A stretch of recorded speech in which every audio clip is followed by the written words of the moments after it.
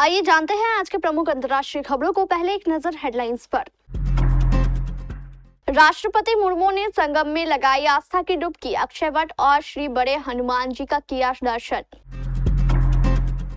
महाकुंभ नगर की ओर जाने वाली सारी सड़कें जाम। काशी और अयोध्या में चरमराया ट्रैफिक सिस्टम।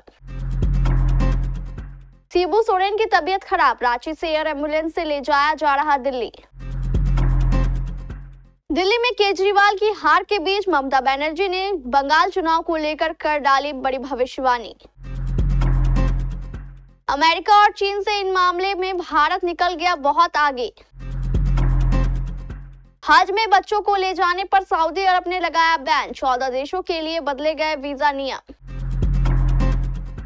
यूएस राष्ट्रपति ट्रंप का एक और चौंकाने वाला फैसला। रोके गए नए सिक्कों की ढलाई। डोनाल्ड ट्रंप की टैरिफ वॉर के बीच रुपए में ऐतिहासिक गिरावट। समय रैना के शो में ऐसा क्या हुआ कि रणबीर इलाहाबादिया को मांगनी पड़ी माफी। और फ्लड लाइट बुझने के मामले को लेकर सख्त। ओडिशा सरकार यूसीए को नोटिस जारी कर 10 दिन के अंदर मांगा जवाब।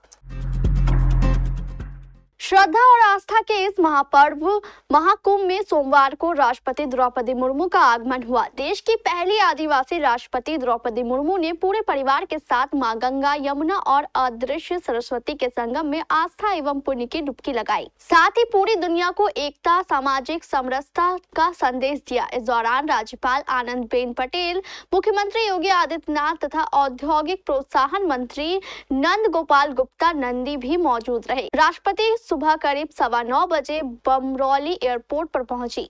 वहां पहले से मौजूद राज्यपाल तथा मुख्यमंत्री ने उनका स्वागत किया। वहां से अरैल पहुंची। इसके बाद क्रूज से वह संगम पहुंची। राष्ट्रपति ने सबसे पहले त्रिवेणी जल को स्पर्श करते हुए अपनी श्रद्धा प्रकट की। इसके बाद पवित्र जल में पुष्प माला, नारियल अर्पित कर राष्ट्र की समृद्धि और शांति की कामना की।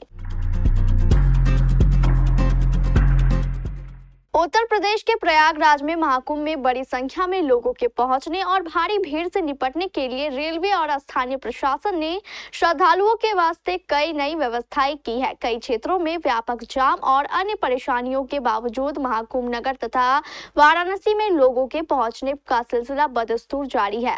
महाकुंभ में स्नान के बाद बड़ी संख्या में श्रद्धालु वाराणसी और अयोध्या में दर्शन करने के लिए कूच कर रहे हैं।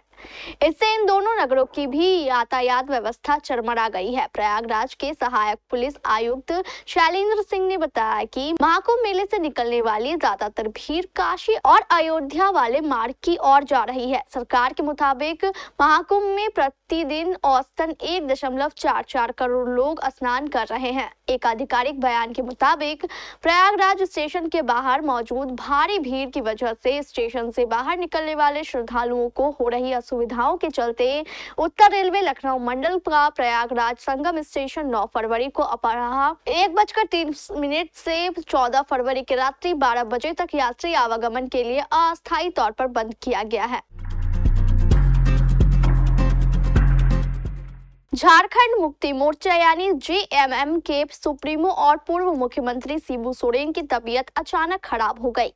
तबीयत बिगड़ने के बाद शिबू सोरेन को विशेष विमान से दिल्ली ले जाया गया। झारखंड के मुख्यमंत्री हेमंत सोरेन अपने पिता वरिष्ठ नेता शिबू सोरेन के साथ दिल्ली जा रहे हैं। जानकारी के मुताबिक उन्हें एक विशेष विमान के जरिए राजधानी ले जाया गया। फिलहाल उनकी वापसी की तारीख तय नहीं हुई है, लेकिन स्वास्थ्य जांच की प्रक्रिया पूरी करने के बाद वे लौटेंगे। मिली जानकारी के मुताबिक जेएमएम सुप्रीमो शिबू सोरेन को सोमवार की दोपहर सांस लेने में तकलीफ की शिकायत हुई। इसके बाद उन्हें आनन फानन में रांची के मेदांता अस्पताल में भर्ती कराया गया था। यहाँ डॉक्टरों ने शिबू सोरेन की जांच की और बेहतर इलाज के लिए दिल्ली ले जाने की सलाह दी। इसके बाद शिबू सोरेन के इलाज के लिए एयर एम्बुलेंस के जरिए दिल्ली भेजा गया। फिलहाल डॉक्टरों की एक टीम भी उनके साथ है और उनकी स्वास्थ्य पर नजर बनाए हुए है। पश्चिम बंगाल की मुख्यमंत्री ममता बनर्जी ने आज सोमवार 10 फरवरी को विधानसभा में अपनी पार्टी के विधायकों से मुलाकात की। इस दौरान उन्होंने कहा कि दिल्ली चुनाव के नतीजों का अगले साल होने वाले बंगाल विधानसभा चुनाव पर कोई असर नहीं पड़ेगा। विधानसभा बजट सत्र से पहले एक आंतरिक बैठक के दौरान ममता ने तृणमूल विधायकों से कहा, हम अपने दम पर 2/3 बहुमत के साथ सत्ता में आएंगे। कांग्रेस के पास यहाँ कुछ भी नहीं है, हम अपने दम पर जीत हासिल करेंगे। ममता बनर्जी ने कहा, अगले साल तृणमूल कांग्रेस 2/3 से अधिक बहुमत के साथ सत्ता में वापस आएगी। उन्होंने इस बात पर भी जोर दिया कि बंगाल में बीजेपी का मुकाबला करने के लिए तृणमूल कांग्रेस ही काफी है। उन्होंने कहा कि बंगाल में कांग्रेस का कोई अस्तित्व नहीं है। उन्होंने ये भी कहा कि आम आदमी पार्टी ने हरियाणा में कांग्रेस की मदद नहीं की और कांग्रेस ने हाल ही में हुए चुनावों के दौरान दिल्ली में आम आदमी पार्टी की मदद नहीं की।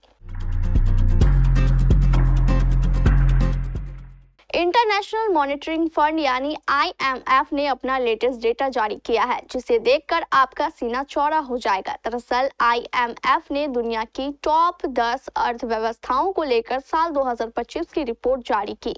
डेटा जीडीपी ग्रोथ रेट और डेट टू जीडीपी रेशियो के आधार पर जारी किया गया है। इससे ये पता चलता है कि दुनिया भर के देशों की आर्थिक सेहत कैसी है। IMF के डेटा के अनुसार अमेरिका भी दुनिया की सबसे बड़ी अर्थव्यवस्था है, लेकिन भारत और ब्राजील ने सबसे तेज ग्रोथ रेट रिकॉर्ड किया है। प्रमुख अर्थव्यवस्थाओं में इन दोनों देशों ने पिछले 5 साल में सबसे अधिक ग्रोथ परसेंटेज दर्ज किया है। रिपोर्ट में ये बताया गया है कि चीन का कर्ज बढ़ा है, जबकि कनाडा, जर्मनी और इटली ने अपना कर्ज कम करने में सफलता पाई है। वहीं जापान की अर्थव्यवस्था में गिरावट देखी गई है। ये एनालिसिस 2020 से 2025 तक के आंकड़े पर आधारित है। सऊदी अरब ने हज को लेकर इस बार बड़ा फैसला किया है। सऊदी अरब के नए फैसले के मुताबिक अब बच्चों की हज में एंट्री बैन कर दी गई है। सऊदी अरब के हज और उम्रा मंत्रालय की तरफ से बताया गया है कि हज के दौरान हर साल बढ़ती भीड़ को लेकर ये फैसला लिया गया है। बच्चों की सुरक्षा के मद्देनजर उन्हें हज करने से रोका गया है। सऊदी अरब के हज और उम्रा मंत्रालय का कहना है कि 2025 में उन्हीं लोगों को प्राथमिकता दी जाएगी जो पहली बार हज करने आए हैं। बच्चों पर बैन भी इसी वजह से लगाया गया है कि उन्हें भीड़ भाड़ में होने वाली परेशानियों से बचाया जा सके। हज 2025 के लिए रजिस्ट्रेशन शुरू हो गया है। सऊदी अरब के नागरिक और वहां रहने वाले नुसुक ऐप के जरिए या ऑफिशियल ऑनलाइन पोर्टल के जरिए अपना रजिस्ट्रेशन करा सकते हैं। आवेदकों को अपनी जानकारी सत्यापित कराने के साथ ही उनके साथ यात्रा करने वाले का भी पंजीकृत करना होगा। 4 साल बाद सत्ता में लौटने के बाद से डोनाल्ड ट्रंप एक के बाद एक ताबड़तोड़ फैसले ले रहे हैं। अब एक बार फिर उन्होंने चौंकाने वाला निर्देश जारी किया है। ट्रंप ने नए सिक्के की ढलाई रोकने के लिए ट्रेजरी को निर्देश दिया है। ट्रंप ने इसके पीछे अधिक लागत का हवाला दिया है। ट्रंप ने ट्रूथ सोशल साइट पर इस बाबत एक पोस्ट भी किया। ट्रंप ने अपनी पोस्ट में लिखा कि बहुत लंबे समय से संयुक्त राज्य अमेरिका ने पैनी की ढलाई की है। इसकी कीमत 2 सेंट से अधिक है। ये बहुत ज्यादा है, इसलिए मैंने अमेरिकी ट्रेजरी के अपने सचिव को नए पैसे का उत्पादन बंद करने का निर्देश दिया है। उन्होंने लिखा, आइए हमारे महान राष्ट्रों के बजट से बर्बादी को बाहर निकालें, भले ही यह एक समय में एक पैसा ही क्यों ना हो।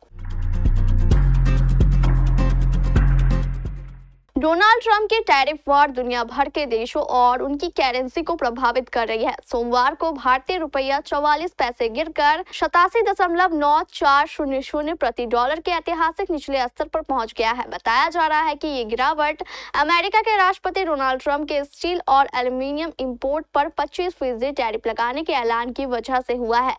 रुपये में गिरावट के बाद भारतीय शेयर बाजार में भी बड़ी गिरावट देखी जा रही है। खास तौर से मेटल सेगमेंट्स के शेयरों में भारी गिरावट देखी गई है। यूट्यूबर और कॉमेडियन समय रैना का शो इंडियाज गॉट टैलेंट अपनी पॉपुलैरिटी के साथ साथ लगातार विवादों की वजह से भी सुर्खियां बटोर रहा है। इस बार शो के एक एपिसोड में यूट्यूबर रणवीर इलाहाबादिया ने ऐसी टिप्पणी कर दी है जिसकी बड़े पैमाने पर आलोचना हो रही है और उसे बेहद अश्लील और आपत्तिजनक बताया गया है। शो में यूट्यूबर आशीष चंचलानी और अपूर्वा मखीजा भी नजर आए। रणवीर ने इस शो में एक प्रतिभागी से माता पिता के निजी संबंधों को लेकर आपत्तिजनक टिप्पणी की।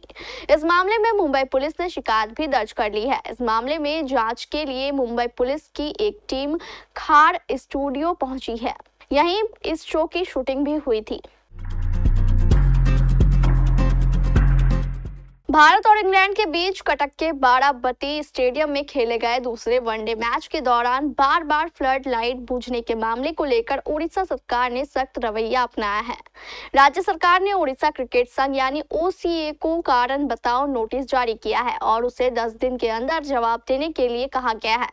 रविवार को खेले गए इस मैच में एक टावर की बिजली गुल हो गई थी, जिसके कारण लगभग 30 मिनट तक खेल नहीं हो पाया था। भारत ने यह मुकाबला जीतकर 3 मैचों की सीरीज में 2-0 की अजय बढ़त हासिल कर ली।